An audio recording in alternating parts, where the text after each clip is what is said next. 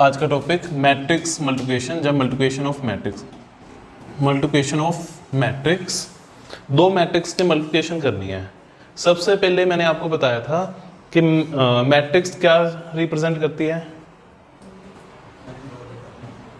Basically raw data को जैसे Excel represent करते हैं, रोज एंड कॉलम्स में डाटा को रिप्रेजेंट करती है। अब डाटा को रिप्रेजेंट करती है तो डाटा किसी चीज का होगा, है ना, कोई प्रोडक्ट, सेल, परचेज, कुछ ना कुछ होगा। हम रोज और कॉलम्स को नाम नहीं देते, सिंपल रोज और कॉलम्स बोलते हैं। बट टेक्निकली सोचा जाए, कोई ना कोई रोज कोई क्वांटिटी को रिप्रेजेंट कर रही होगी, कॉलम अलग अलग कंपनीज को रिप्रेजेंट कर सकता है, कुछ ना कुछ रिप्रेजेंट करेगा। अब एक एग्जांपल सोचो, let person A and person B. Person A को पेन एंड कॉपीज परचेज करनी है। ए पर्सन को 10 पेन एंड 5 कॉपीज चाहिए और बी पर्सन को 12 पेन एंड 4 कॉपीज चाहिए। ये दोनों अलग अलग शॉप्स पे जाते हैं। Let's say shop first and second, दो शॉप पे उन्होंने विजिट किया, दोनों से रेट पूछा। फर्स्ट शॉप ने कहा कि pen 5 rupee each and copy 20 rupee each. Second shop पे गए वो दोनों, सेकंड शॉप ने कहा 4 रुपी का पेन एंड 21 रुपी की कॉपी, दोनों से रेट ले लिए। अब आप मुझे कैलकुलेट करके बताओ कि पर्सन ए अगर अपनी रिक्वायरमेंट को कंप्लीट करेगा कॉपीज और पेन को बाय शॉप नंबर 1, तो टोटल कितना बनेगा। पर्सन ए शॉप नंबर 1 से परचेज करे तो उसका टोटल क्या होगा।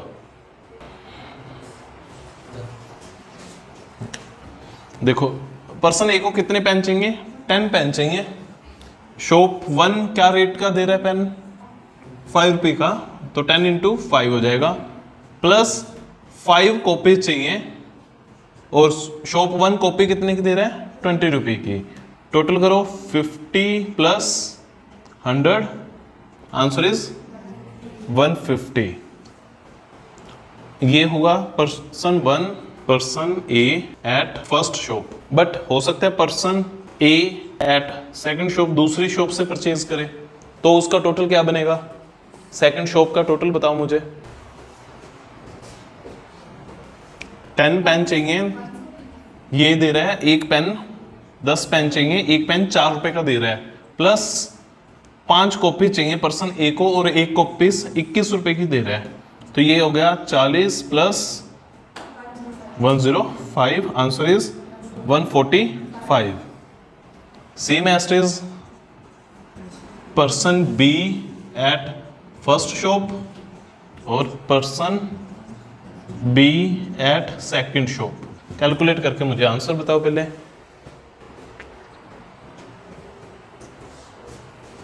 क्या आंसर आ रहा है फर्स्ट में। 12 पेन चाहिए बी को, 5 रुपये का पेन है 60 और 4 कॉपी चाहिए, 20 रुपए की कॉपी है। टोटल कितना हो गया फिर 140। और अगर बी सेकंड शॉप से परचेज करें फिर क्या आ रहा है आंसर 132। ठीक है, तो ये टोटल बना। अब अगर मैं इसे लिखूं इस वे में, एक साइड मैंने रख दिए पर्सन ए बी और दूसरी साइड रख दिया शॉप 1 शॉप 2। ए फर्स्ट शॉप से अगर परचेज करेगा सब कुछ तो कितना पड़ रहा था उसे 150, अगर शॉप 2 से करेगा तो, और 140 बी को और 1। ठीक है, अब ध्यान दो, आपने जब मल्टीप्लाई कर रहे थे किस पैटर्न पे मल्टीप्लाई किया है। जो फर्स्ट मैट्रिक्स थी जिसमें हॉरिजॉन्टल पर्सन्स थे, उसमें से आपने हॉरिजॉन्टल डाटा उठाया, रो उठाया और सेकंड मैट्रिक्स के कॉलम के साथ मल्टीप्लाई किया और बीच में कौन सा साइन रखा, प्लस का। तो उससे एलिमेंट कौन सा आया आपके पास, फर्स्ट रो फर्स्ट कॉलम से फर्स्ट एलिमेंट मिला। और जब आपने अगेन फर्स्ट रो को सेकंड कॉलम के साथ मल्टीप्लाई किया तो आपको क्या मिला? सेकंड एलिमेंट मिला। जब तक आपने फर्स्ट रो यूज की तो फर्स्ट रो के एलिमेंट्स मिल रहे थे, फर्स्ट एलिमेंट मिला फिर सेकंड एलिमेंट मिला। सेम एस्टेज जब आपने बी की रिक्वायरमेंट को शॉप से मल्टीप्लाई किया, सेकंड रो को फर्स्ट कॉलम के साथ मल्टीप्लाई किया तो क्या मिला? थर्ड एलिमेंट, जिसे हम A21 कहेंगे। और फिर जब आपने सेकंड रो को सेकंड कॉलम के साथ मल्टीप्लाई किया तो आपको मिला लास्ट एलिमेंट, आपका फोर्थ एलिमेंट A22। हॉरिजॉन्टल क्या थे? हॉरिजॉन्टल पर्सन्स थे, उनकी रिक्वायरमेंट थी। और वर्टिकल क्या थी? शॉप्स थी। हॉरिजॉन्टल और वर्टिकल आपने जब first matrix into second matrix किया, first matrix into second matrix, जो डाटा आया किस चीज का आएगा? हॉरिजॉन्टल में पर्सन्स थे तो पर्सन कोरोस्पोंडिंग टू शॉप। ठीक है, दोनों मैट्रिक्स में कॉमन लिंक क्या बना? रिक्वायरमेंट्स। क्लियर? सो मल्टीप्लाई जब भी हम मैट्रिक्स की करेंगे, मैथ में ये सब चीजें नहीं होती, ये रिक्वायरमेंट्स नहीं होती। वहां पर सिर्फ एक मैट्रिक्स गिवन होगी कि ये ए मैट्रिक्स है और यहां से ये सब हटा देंगे, वो बोलेंगे ये बी मैट्रिक्स है और मल्टीप्लाई करो। ठीक है, तो मैथ में हम बैकग्राउंड कैलकुलेशन करते होते हैं, किस चीज की कैलकुलेशन करते हैं वो ये नहीं बताएंगे कि शॉप्स थी, पर्सन्स थे, रिक्वायरमेंट है या क्या है। हमें क्या ध्यान रखना है? हमें ध्यान रखना है ये चीज और यहां से ये चीज मैच होनी चाहिए। ये चीज का मतलब क्या है? कॉलम। ये कॉलम्स होते हैं, फर्स्ट सेकंड, है ना, और दूसरी साइड रो, ये रोज होती हैं। सो अगर दो मैट्रिक्स मैंने मल्टीप्लाई करनी है तो फर्स्ट मैट्रिक्स के कॉलम सेकंड मैट्रिक्स के रोज के इक्वल होने चाहिए। जितने फर्स्ट मैट्रिक्स में कॉलम्स हैं उतने सेकंड मैट्रिक्स में रोज होनी चाहिए, तो दो मैट्रिक्स की मल्टीप्लाई पॉसिबल होगी, अदरवाइज नॉट पॉसिबल। ठीक है, so rule number 1, if A matrix है कोई AIJ, उसका ऑर्डर है M क्रॉस N, एंड कोई B मैट्रिक्स है स्मॉल BIJ, उसका ऑर्डर है कोई X, Y, XY कोई भी नंबर हो सकते हैं, then A into B is possible if, कब पॉसिबल है? जब N is equal to X होगा, N और X आपस में इक्वल हो। इसका मतलब हुआ column of A matrix is equal to rows of B matrix, number of columns and number of rows. पहली मैट्रिक्स के नंबर ऑफ कॉलम्स दूसरी मैट्रिक्स के नंबर ऑफ रो के इक्वल होंगे तो मल्टीप्लाई पॉसिबल है, तो आउटकम आएगा। अब आउटकम क्या आएगा? And the order of A into B is, जब A और B को मल्टीप्लाई करोगे और मल्टीप्लाई करना पॉसिबल है तो जो नई मैट्रिक्स बन के आएगी उसका ऑर्डर क्या होगा? उसका ऑर्डर डिपेंड करेगा E मैट्रिक्स के रोज और B मैट्रिक्स के कॉलम्स पे। तो इसका ऑर्डर क्या आएगा? M क्रॉस Y, ऑर्डर बना number of rose of A cross number of columns of B matrix. ठीक है, क्लियर? जो अभी आपने रीड किया है दो कंडीशंस, इसी पे मैं आपसे पूछता हूं, अब आंसर करना। अगर ए मैट्रिक्स है AIJ 3 क्रॉस 10 की, कोमा B मैट्रिक्स है BIJ 10,4 की, एंड कोई मेरे पास C मैट्रिक्स भी है, CJ 4x3 की, ठीक है। 3 मैट्रिक्स हैं, तीनों का मैंने साइज लिख दिया। अब आपने आंसर नहीं करना, अपने कॉपीज पे पहले लिखना है A फर्स्ट A×B, आपने आंसर करना है। अगर पॉसिबल है तो यस, अगर नहीं पॉसिबल तो नो, और पॉसिबल है तो उसका ऑर्डर क्या आएगा वो भी बताना है। B, C, A, फोर्थ है आपका A, C,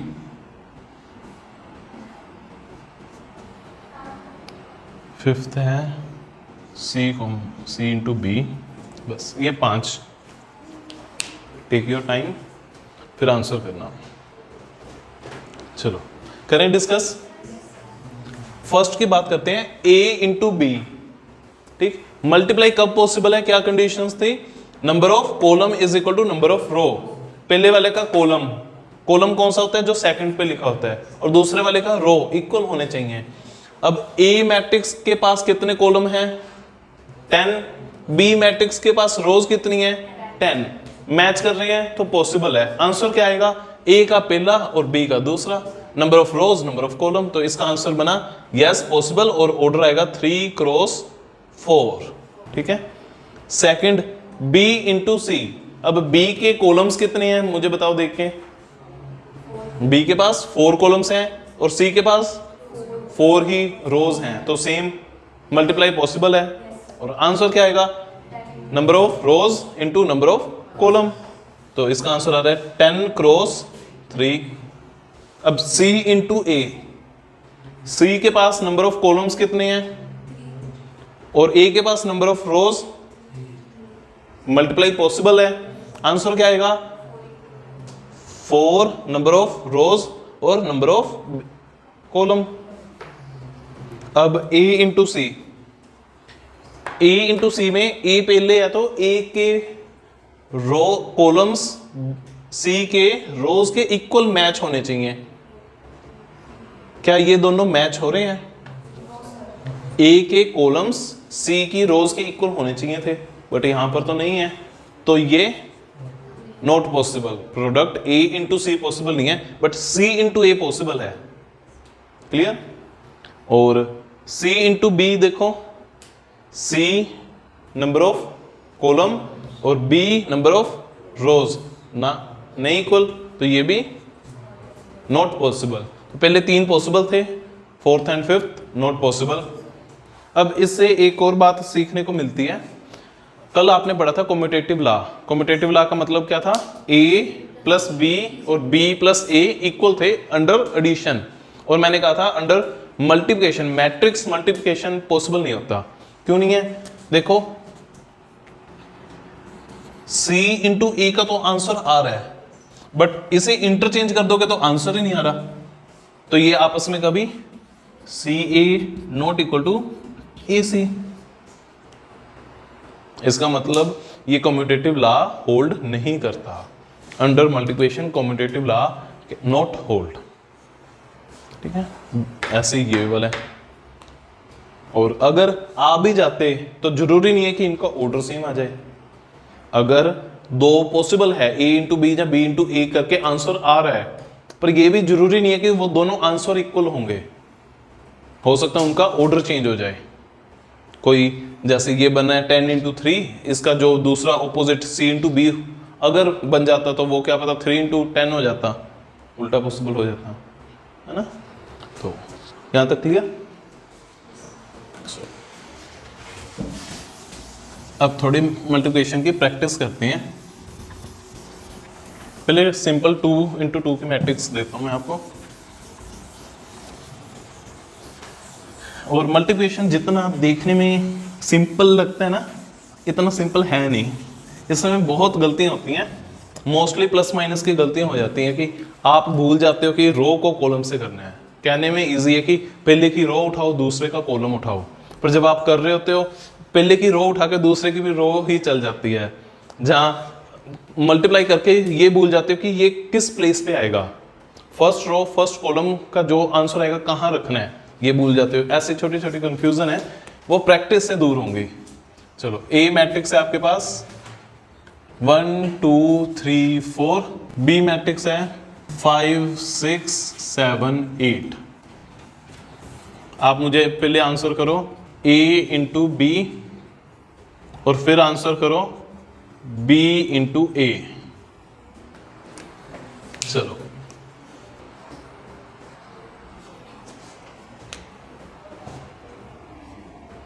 इसे थोड़ा ऐसे याद रख लो, इजी रहेगा।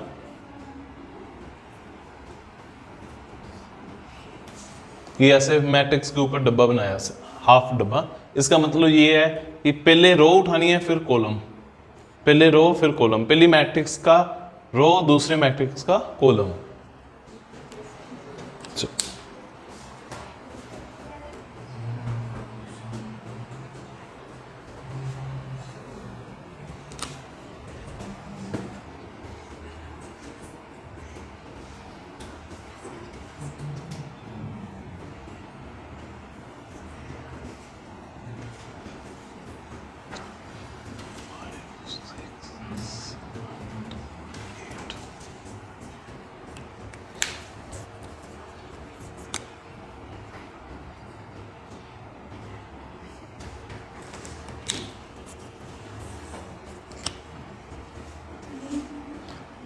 वन इंटू 5 प्लस 2 इंटू 7, ये फर्स्ट एलिमेंट बनेगा। फिर 1 इंटू 6 प्लस 2 इंटू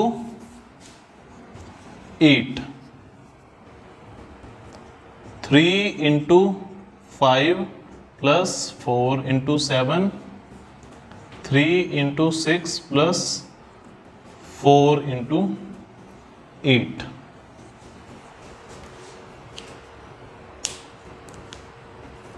देखो ध्यान से, ये चीज देखो, पैटर्न देखा,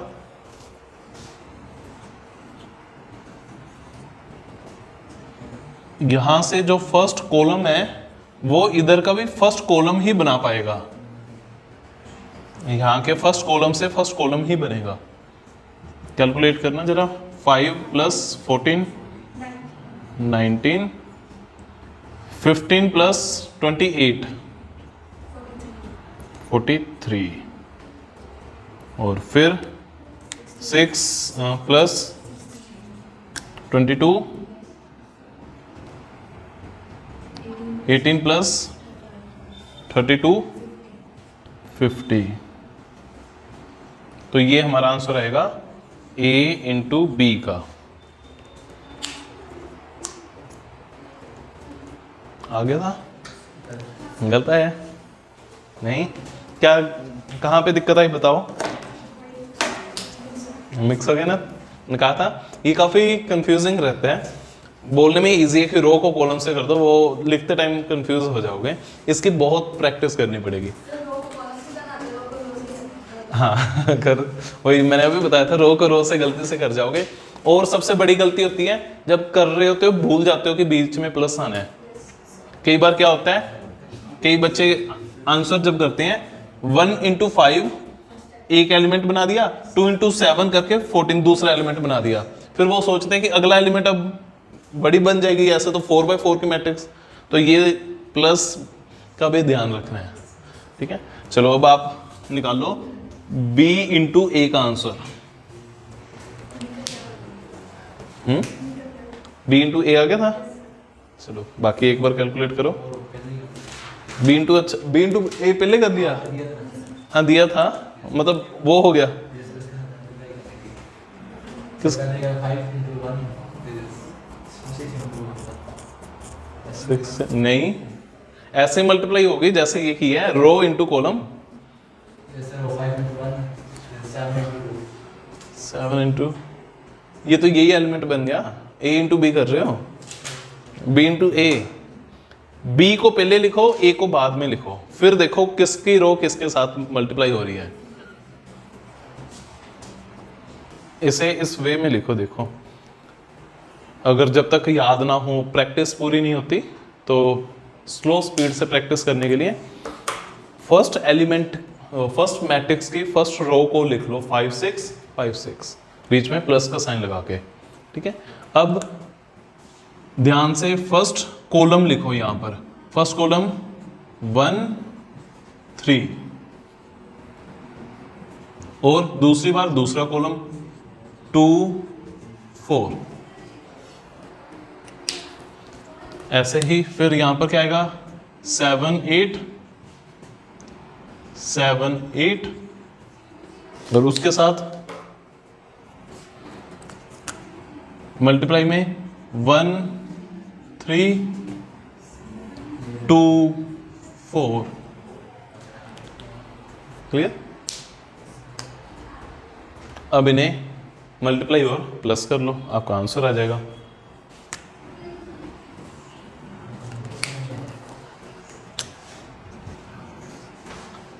five plus 18 23, 10 plus 24 34, 7 plus 24 31, 14 plus 32, फिर आएगा यहाँ पे 46।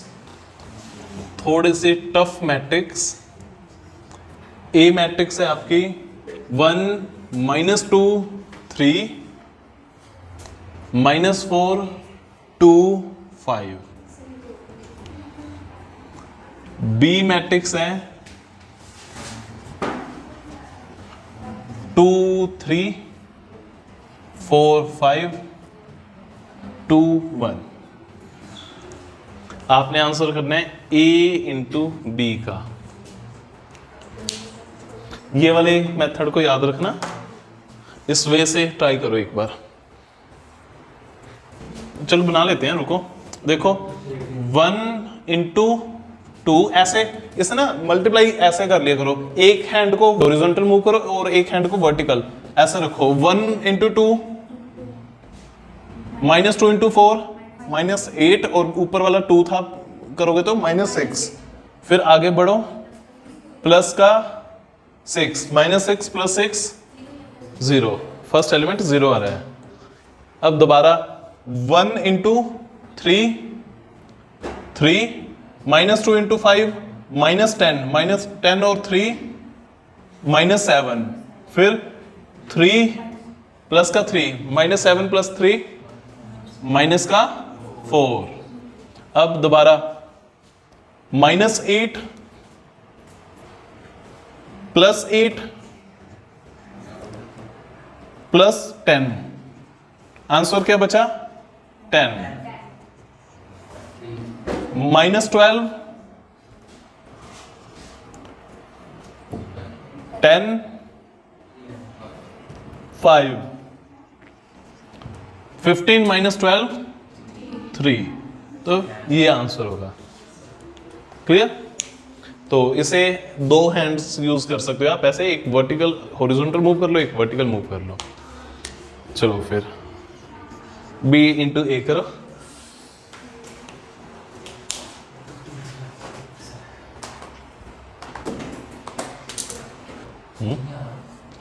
नहीं 3/3 की मैट्रिक्स बनेगी।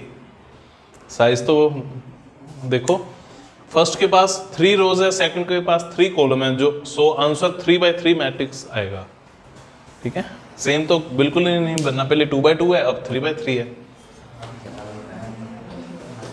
देखो लिख लिया ना ऐसे, वही मेथड, हॉरिजॉन्टल और वर्टिकल फिंगर। चलो कॉपी पे लिखो आंसर 2, फिर -12, 2 -12 पहला एलिमेंट लिख लो, ठीक है। फिर -4 प्लस का 6, ये सेकंड एलिमेंट है, लिखो साथ साथ लिखते जाओ कॉपी पे। फिर थर्ड एलिमेंट लिखते हैं 6 + 15। अभी ये आपकी यहां से फर्स्ट रो कंप्लीट होगी। अब सेकंड रो स्टार्ट करते हैं। 4 -20 -16 बना, फिर -8 + 10 2 12 + 25 12 + 25 37 2 -4 -2 आ रहा है, -4 + 2 -2 6 + 5 11। ठीक है, तो अब मुझे बताओ, दोबारा बोलना आंसर क्या क्या बनाए। -10 2 21 -6 2 37 -2 -2 11। यहाँ पे ठीक है, ये देख लेते हैं। 4 -20 4 -20 -16। अच्छा, लिखा 16 है और बोल 16, कोई बात नहीं। ठीक है, क्लियर। तो इसकी और प्रैक्टिस करते हैं। अब अभी तो 3x3 के भी आएंगे। ये वाले मेथड से, हाँ जी हो सकता है। ये लो,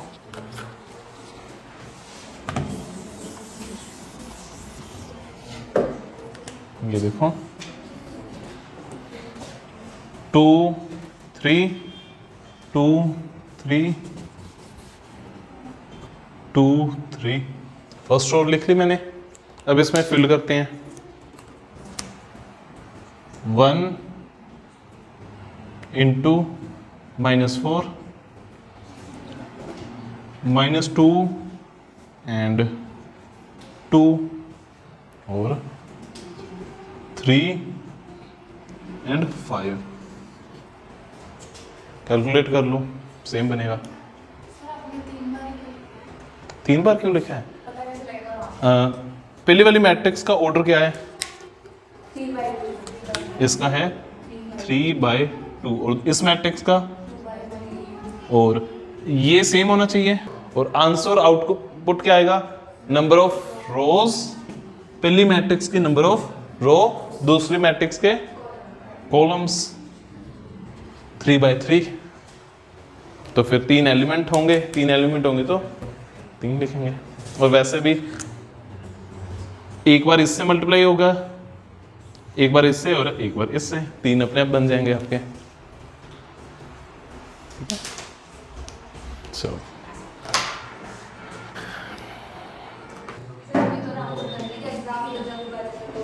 हाँ, इसके ना स्पेशल प्रैक्टिस जरूर करना। मल्टीप्लाई बेसिक्स है, क्योंकि मल्टीप्लाई अच्छे से आएगा तो डिटर्मिनेंट नेक्स्ट चैप्टर कर पाओगे। और मैट्रिक्स ऐसा है कि हर एक चैप्टर में कभी ना कभी कहीं भी दिख जाएगी आपको बीच में। जैसे आपने 11th में सेट्स पढ़ा था ना, उसके बाद हर एक में सेट तो बनता ही था, उसके आगे काम होता था। वैसे ही है कुछ हद तक कि मैट्रिक्स तो बेसिक स्ट्रक्चर है, काफी कुछ मैट्रिक्स पे पढ़ा है। ग्रेजुएशन करोगे तो eigen value, icon vectors, characteristic equations, बहुत कुछ है, बहुत वास्ट है। मैट्रिक्स का यूज बहुत आगे तक है। ठीक है, सो चलो अब 3/3 का करते हैं। ए मैट्रिक्स गिवन है 1 2 3 3 -2 1 4 2 1, और आपने ए स्क्वायर फाइंड करना है। अब मैट्रिक्स में ध्यान रखना, सिंपल नंबर के स्क्वायर के टाइम तो हम जो नंबर होते हैं उसी को, 5 है तो 5 का स्क्वायर क्या होगा? 25। 5 × 5 करते हैं। अब मैट्रिक्स में स्क्वायर का मतलब है a × a।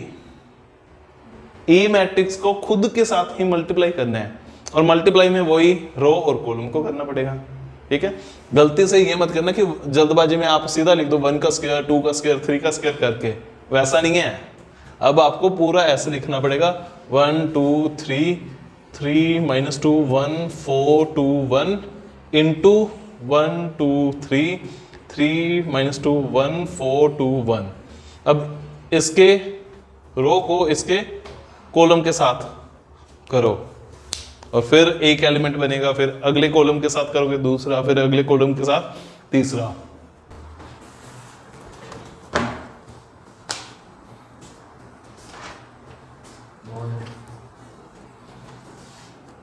आज फिर 3.2 की ही एक्सरसाइज की प्रैक्टिस करेंगे। उसमें यही क्वेश्चन हैं मल्टीप्लाई वाले काफ़ी, और एडिशन वाले हैं जो कल हमने कर लिए थे। ठीक है,